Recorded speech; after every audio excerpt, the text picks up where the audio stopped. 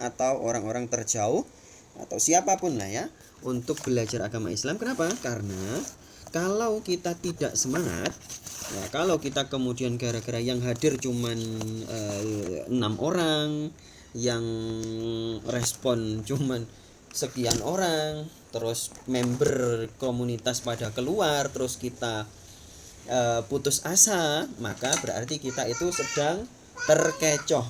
Ya, sama umum ya. Sama umum ya. Ya, jadi kita berarti sedang terkecoh. Terkecoh itu dalam bahasa Arabnya maghrur, orang yang terkecoh. Apa namanya? Kalau perbuatannya atau kegiatan terkecoh itu artinya dalam bahasa Arab adalah al-ghurur, terkecoh. Nah, para penipu atau para pengecoh ya itu namanya ghurur ya.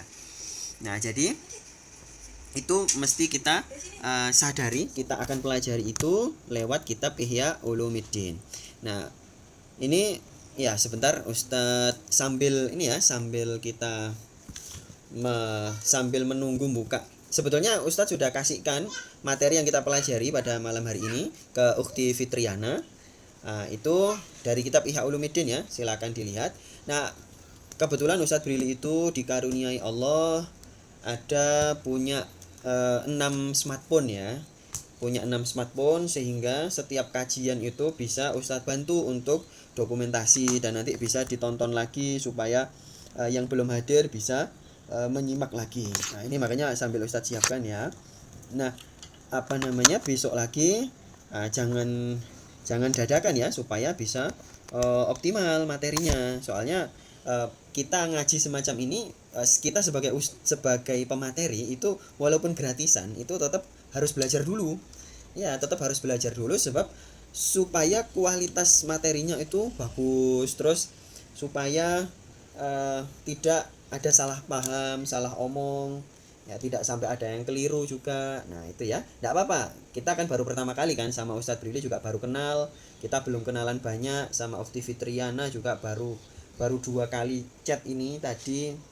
Nah, tapi kita fokus saja. Jadi begini. Yang pertama, nanti di materi yang sudah Ustadz kasihkan itu silakan minta ke Ukhti Fitria.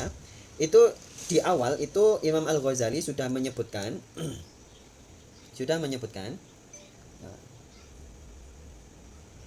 ada beberapa ayat.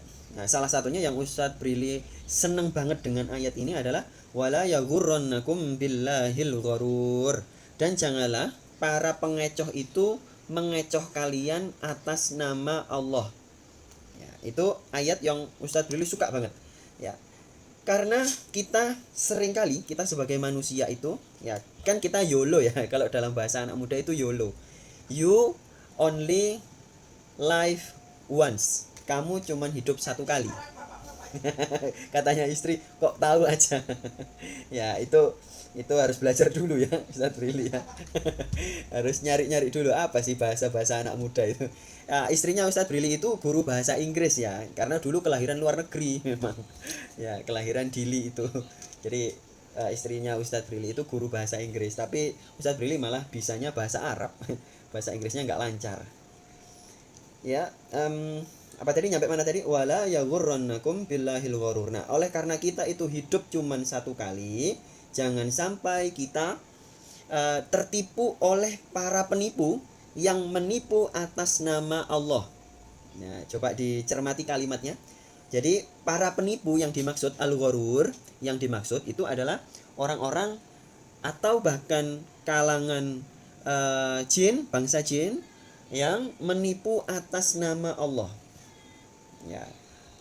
Karena kita manusia ya, kita itu manusia. Coba dicermati, kita itu manusia, punya pikiran dan punya perasaan. Ya.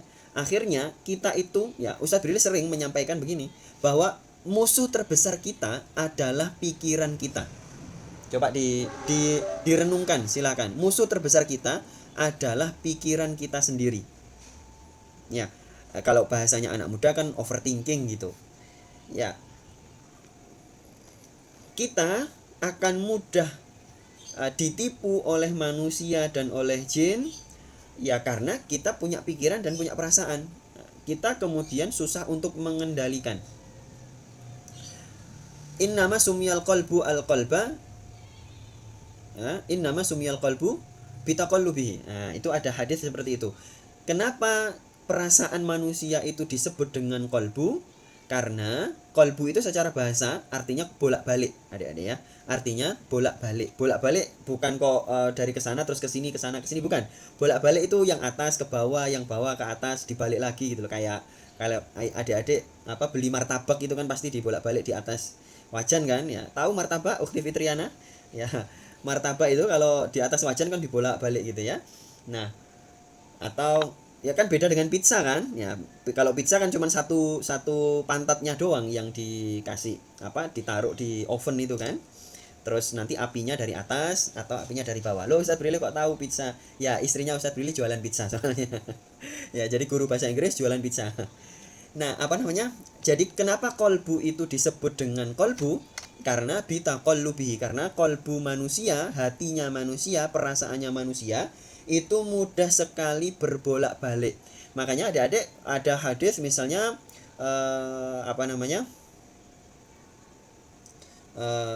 fitanan kaki ta'ilail mudlim.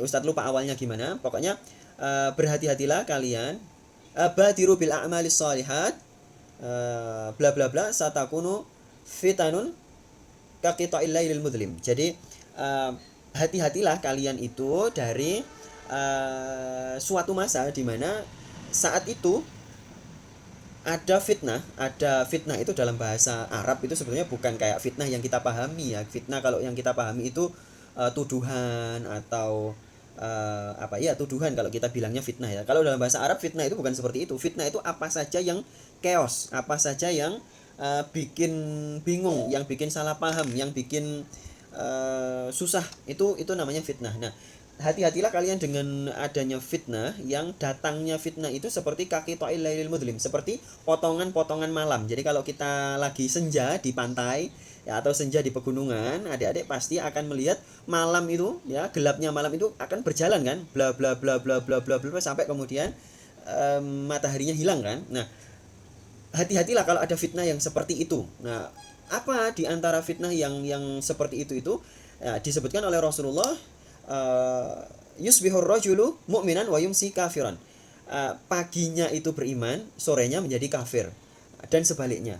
Nah, itu saking bahayanya kita punya perasaan dan pikiran adik-adik. Makanya malam hari ini adik-adik belajar dari kitab Ihya Ulumuddin.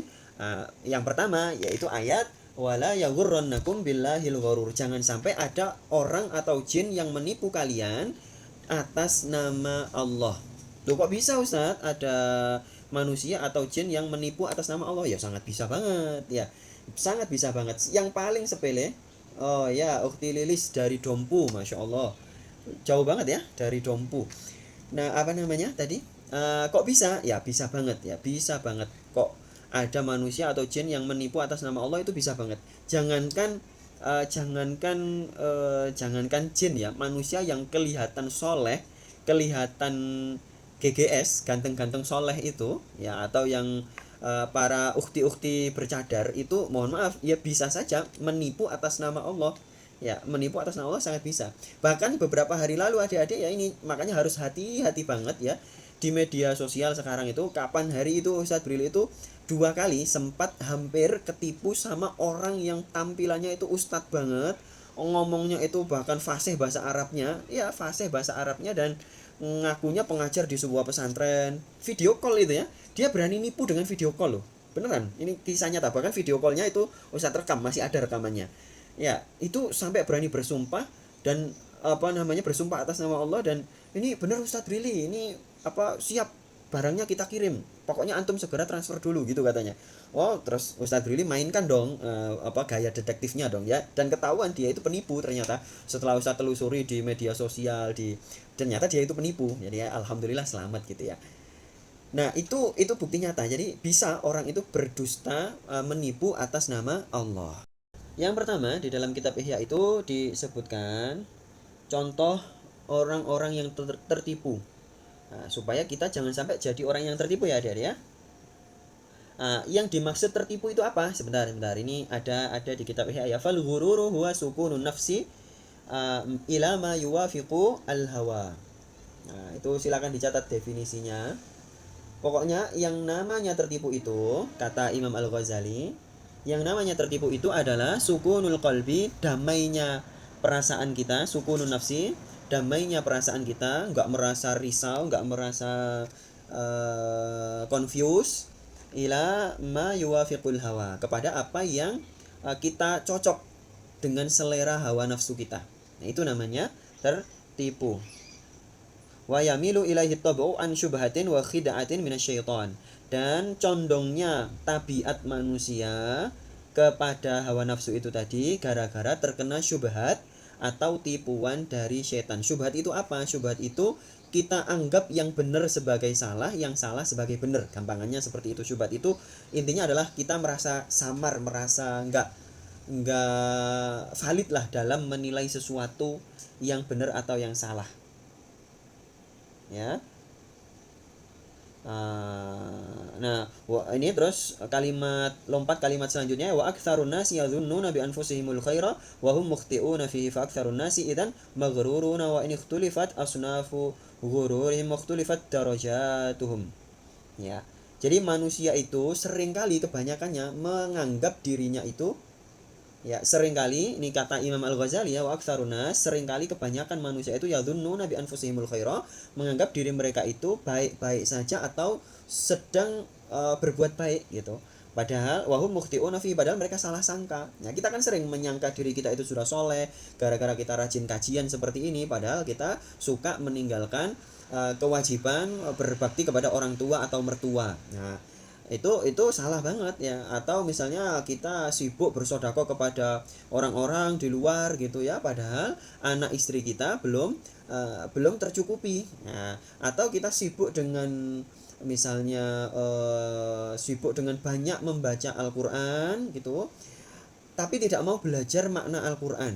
Ya, bukan terjemah ya, makna beda, makna dengan terjemah itu beda. Nah, itu diantara contoh-contoh tertipu, merasa baik padahal tidak baik. Faktsarun nasi idan maghruruna wa in ikhtilafat asnafu ghururihim. Nah, manusia itu memang ya mudah tertipu itu tadi, mudah terkecoh, walaupun bentuk terkecohnya mereka itu beda-beda, kualitasnya juga beda-beda. Al-mithalul awal, ini kata Imam Al-Ghazali, ghururul kuffar, orang kafir itu tertipu. Faminhum man gharratul hayatud dunya wa minhum man gharrahu billahil gharur. Contohnya adalah orang kafir itu tertipu dengan dunia. Adik-adik, kalau ya Ustadz Brili tadi pagi itu habis dari bandara gitu ya, dari bandara nganterin bibiknya Ustadz Brili berangkat umroh gitu. Terus kata istri itu, katanya tadi lihat kok enak ya orang-orang Cina itu, orang-orang non muslim, orang-orang nonis itu, mereka kalau di bandara itu keren-keren gitu, makan di restorannya ya. Kalau di bandara kan sekali makan di restoran kan bisa habis 200.000, 1 juta bahkan gitu. Kok mereka enak sih gitu kan. Nah, padahal katanya istri, padahal yang makan itu tadi tak lihat gitu. Tadi ada suami istri gitu, yang suaminya bawa kursi roda yang wanitanya, yang ibu-ibunya itu makan enak gitu jalan sendiri. Lah yang suaminya itu pakai kursi roda yang ada remote kontrolnya itu loh. Ya seperti itu kan, orang-orang kafir menganggap itu keren gitu kan. Padahal ya mohon maaf, gara-gara mereka makan babi, minum minuman keras gitu kan, akhirnya mereka kan sakit seperti itu ya. Dan mereka bisa merasa keren gitu, bisa di rumah sakit, bisa berobat ke luar negeri, berobat yang mahal-mahal, itu merasa keren gitu. Padahal ya enggak, wong penyebab sakitnya itu karena apa, karena kekafirannya, karena kemaksiatannya. Walaupun bisa berobat itu ya enggak keren gitu, walaupun kelihatannya keren, bisa punya mobil Alphard gitu, ternyata itu hasil dari judi online. Itu kan banyak kan orang-orang non Islam itu ya, itu ya. Bahkan katanya di Papua itu, kalau habis di Papua ya, kalau habis dapet uang dari pemerintah gitu, malah dipakai untuk mabuk-mabukan katanya gitu ya. Entah Ustaz Billy juga belum pernah tahu sendiri sih. Nah, itu contoh orang-orang kan keren gitu ya, bisa mabuk, bisa beli minuman keras yang mahal gitu. Atau bahkan yang zaman sekarang yang ngeri itu, adik-adik ya, banyak anak muda yang sewa LC. Adik-adik tahu sewa LC? Ya kan keren, bisa keluar uang 1 juta 2 juta ngasih ke LC. LC tahu gak adik-adik LC itu ya? Cari tahu sendirilah. Ya itu merasa keren gitu ya Pak. Ya itu padahal aduh, itu malah jadi ngerusak tubuh, ngerusak keluarga, ngerusak masa depan dan lain sebagainya. Itu contoh orang-orang kafir ya. Nah, itu lanjut ya, itu yang pertama dari Imam Al-Ghazali. Lanjutnya yang selanjutnya al-mithalul tsani ghururul usati minal mu'minina biqaulihim innallaha karim wa inna narju afwahu. Nah, ini contoh. Yang kedua adalah tertipunya para ahli maksiat dari kalangan orang-orang yang beriman. Nah, jadi sudah dicatat ya adik-adik ya, tertipunya orang kafir. Nah, sekarang tertipunya orang yang beriman, terkecoh ya. Kalau bahasa kita itu tertipu atau terkecoh. Ya, tertipu itu beda sebetulnya dengan terkecoh ya. Lebih mantap terkecoh kalau gurur itu. Nah, terkecoh itu kayak orang main bola. Nah, bolanya kayak ditendang ke kanan, tapi ternyata bolanya larinya ke kiri. Itu terkecoh ya. Nah, beda dengan tertipu. Beda. Tertipu itu antara black and white. Ya, black and white. Nah, gimana contohnya? Biqaulihim innallaha karim wa inna narju afwahu. Allah itu kan maha dermawan, al-karim gitu kan. Allah itu kan maha baik.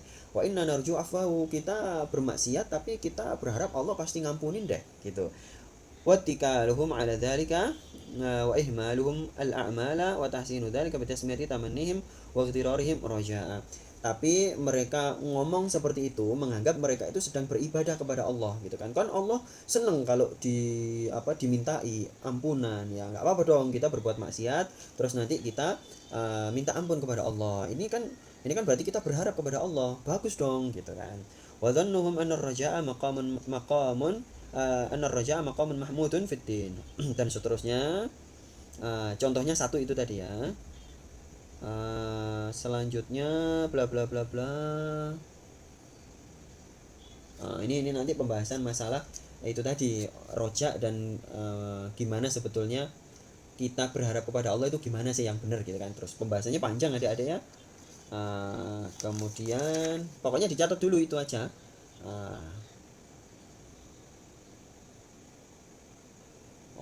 Ini Nah, di sini lanjut ya. Nah, ini kemudian orang yang ahli maksiat dari kalangan orang beriman itu, yang namanya ahli maksiat itu tidak harus yang memang sehari-harinya maksiat terus ya. Yang sekali maksiat terus baiknya banyak, itu ya termasuk dalam pembahasan kita ini ya.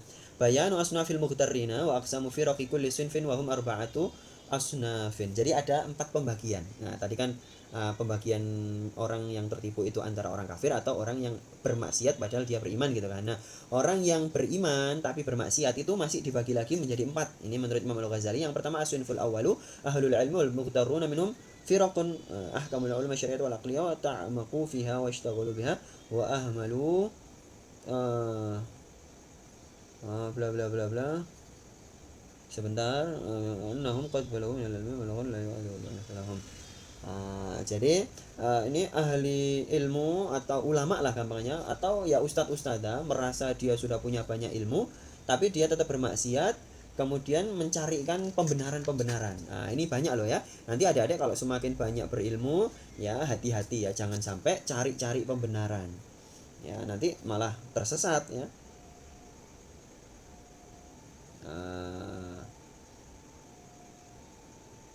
Nah, kemudian yang kedua, orang yang ahkamul ilma wal amala fawadhabu ala ta'ati adh-dhahirati wa tarakul ma'asi illa annahum lam taftaqidu qulubahum liyamhu sifat al-madhmumata 'inda Allah minal kibri wal hasadi wal riya'i wa talabir ri'asati. Jadi permasalahan orang yang tertipu kedua, orang yang terkecoh kedua itu adalah orang yang soleh, yang punya ilmu, tapi dia sombong, dia iri, dia pamer, dia menginginkan keburukan dan lain sebagainya. Nah, ini contoh-contoh dari Imam Ghazali ya. Wa firqatun ukhra al-akhlaq al-batina min jihati syara' illa annahum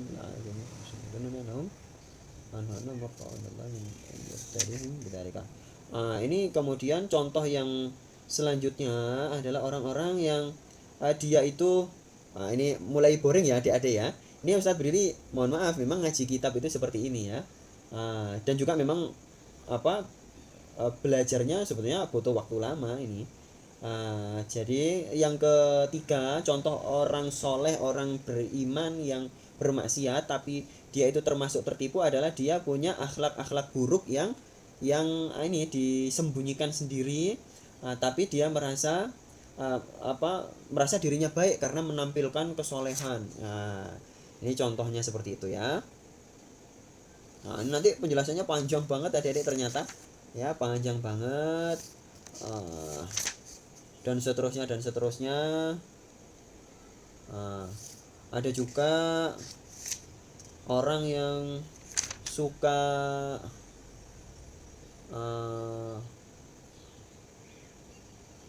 mausufun bil sifat wa munfakuna anha indallah.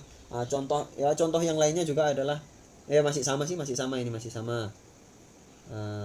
Masih sama pokoknya, tampilannya itu kelihatan soleh, hijrah banget, tapi ternyata dia diam-diam ahli maksiat sendirian, atau di dalam perasaannya itu banyak maksiatnya, nah dan seterusnya, pokoknya yang nggak kelihatan. Nah itu contoh-contoh dari Imam Ghazali. Penjelasannya ternyata panjang banget loh ini adik-adik, sampai berpuluh-puluh halaman, sampai khatam jilid yang ketiga ini. Nah nampaknya kita cukupkan sekian ya. Intinya adalah adik-adik harus berhati-hati, karena kita adalah manusia, kita itu punya pikiran dan punya perasaan, sehingga mudah sekali untuk terkecoh. Nah, supaya tidak terkecoh, adik-adik harus banyak berpikir, banyak bermuhasabah ya, supaya bisa terselamatkan dari terkecoh. Jadi sekali kita bertindak apapun ya, sebelum bertindak dipikir dulu, ketika bertindak juga dipikir, ketika berbuat, ketika selesai juga dipikirkan apakah sudah benar, sudah sesuai ajaran agama atau tidak. Kalau perlu tanya ke ulama sudah benar atau enggak. Itu adik-adik supaya kita tidak tertipu. Semoga penjelasan dari Imam Al-Ghazali